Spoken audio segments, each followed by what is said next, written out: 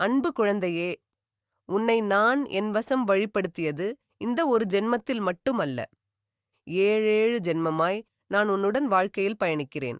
உங்களுக்கு பிடித்த கடவுள் சாய் பாபாவாக இருந்தால் இந்த காணொளி பார்த்து அனைவருக்கும் பகிர்ந்துவிட்டு கமெண்டில் ஓம் சாய்பாபா என்று பதிவிட்டு சப்ஸ்கிரைப் செய்யவும் என் குழந்தைகள் சொல்லி தான் அவர்கள் பிரச்சினைகளும் துன்பங்களும் உன் சாய் அப்பாக்கு தெரியவரும் என்று நினைக்கிறாயா?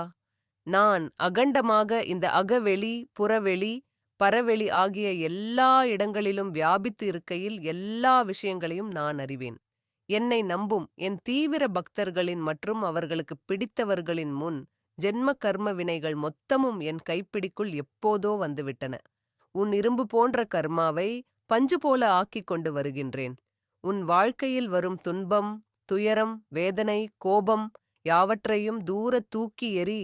பொறுமையை கடைப்பிடி. யார் உன்னை அவமானப்படுத்தினாலும் வாக்குவாதம் செய்யாமல் அமைதியாக இரு.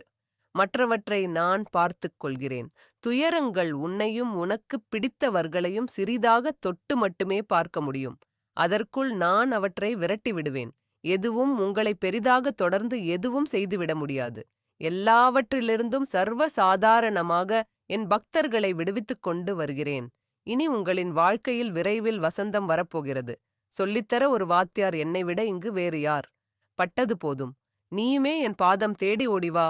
சாதனை நான் செய்கையில் சோதனை தோன்றினால் நீ மயங்குவதேனோ? ஓம் சாய்ராம்.